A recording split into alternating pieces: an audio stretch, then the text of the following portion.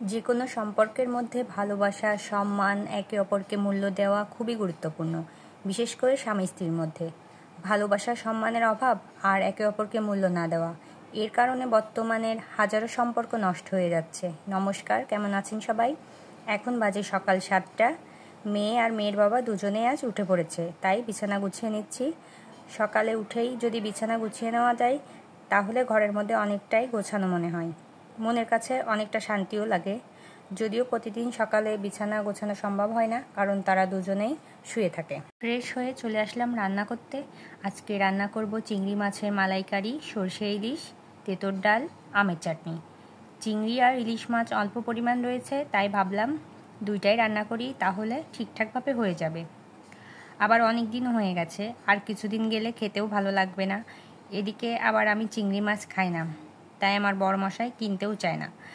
অনেক জোর করে তার জন্মদিন উপলক্ষে আনিয়েছিলাম। তার আমার সামনে নাকি একা খেতে ভালো লাগে না, কিন্তু আমার তো খাওয়া বারণ না। আমি চিংড়ির ফ্লেভারটা নিতে পারি না, এটা বললেও সে শুনতে চায় না। আসলে এটাই সম্মান, এটাই ভালোবাসা, কারণ মানুষের মুখের কথাটা অনেক কিছু। সকালবেলা ডাল আর কিছুটা উচ্ছে ভাজি রেখে দিয়েছি, তাতেই হয়ে যাবে। সকালবেলা খুব বেশি খেতেও ইচ্ছে করে না, রুটি হলে ভালো হয়, কিন্তু এই গরমে ইচ্ছে করে না বানাতে। কথা বলতে বলতে সকালের খাবারটা মোটামুটি কমপ্লিট। এবারে সর্ষে ইলিশ রান্না করে নিচ্ছি। প্রথমে মাছ হালকা ভেজে জল দিয়ে ভাপ দিয়ে নেব, তারপর ঢাকনা খুলে দিয়ে দেব জিরে বাটা আর সরিষা মরিচ দিয়ে বাটা, পরিমাণ মতো লবণ হলুদ দিয়ে, তারপরে ঢাকনা দিয়ে ঢেকে আবারও কিছুক্ষণ রান্না করব।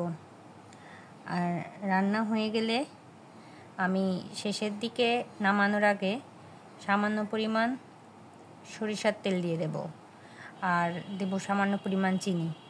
সরিষার তেল দিলে, নামানোর আগে তেলটা দিলে এই সরিষার তেলের কাঁচা গন্ধটা সরিষা ইলিশে অনেক ভালো লাগে। সব কিছু নেড়ে চেড়ে ভালোভাবে মিশিয়ে নিচ্ছি, আর তেলটাও ছেড়ে দিয়েছে। এখন নামিয়ে নেব। এর মধ্যে 2-3টা কাঁচামরিচ, আস্ত কাঁচামরিচ দিলেও ভালো হতো, কিন্তু আমার মেয়ে খাবে তাই দিলাম না, বেশি ঝাল হয়ে যাবে।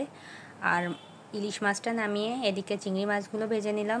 চিংড়ি মাছগুলো আমি খুবই হালকা করে ভেজে নিয়েছি, কারণ চিংড়ি মাছটা বেশি ভাজলে শক্ত হয়ে যায়, ওটা খেতে তো ভালো লাগে না। আর তারপর ফোড়ন দিয়ে দিলাম তেজপাতা, দারচিনি, এলাচ, আর তারপরে দিয়ে দিলাম মশলা। এখন মশলা ভালোভাবে কষিয়ে নিয়ে দিয়ে দিলাম চিংড়ি মাছ। তারপর আবারও কিছুক্ষণ কষিয়ে নিয়ে দিয়ে দেব নারকেলের দুধ। এটা আমি আগে থেকেই গরম জলে ভিজিয়ে রেখেছিলাম, তারপর ছাঁকনিতে ছেঁকে নিয়েছি, কারণ চিংড়ি মাছের মালাইকারি মানেই তো নারকেলের দুধ। চিংড়ি মাছটা যদিও আমি খাই না, কিন্তু গন্ধটা খুব ভালো লাগে এই নারকেলের দুধ দিলে, যে গন্ধটা আসে এই মশলা থেকে খুবই সুন্দর লাগে। তারপরে শেষে গরম মশলা দিয়ে নামিয়ে নিচ্ছি। এরপরে সব কিছু টেবিলে গুছিয়ে রাখবো, কারণ রান্নাঘরে রাখি না, অনেক গরম। আর মিচেপে রাখার থেকে ডাইনিং টেবিলে রাখলে ডাইনিংয়ে সবসময় ফ্যানটা চলে, বাতাসটা লাগে, এই জন্যে সবসময় আমি রান্না শেষ করে ডাইনিংয়েই রাখি। রান্না শেষ করেই মেয়েকে স্নান করিয়ে দিলাম, সে ঠাকুর প্রণাম করছে।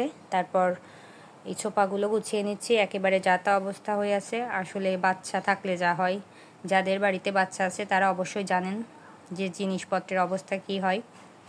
তাহলে আজকে ভিডিওটি এ পর্যন্তই, এখানেই শেষ করছি আজকে। সবাই ভালো থাকবেন, সুস্থ থাকবেন। সবাইকে টাটা, বাই বাই।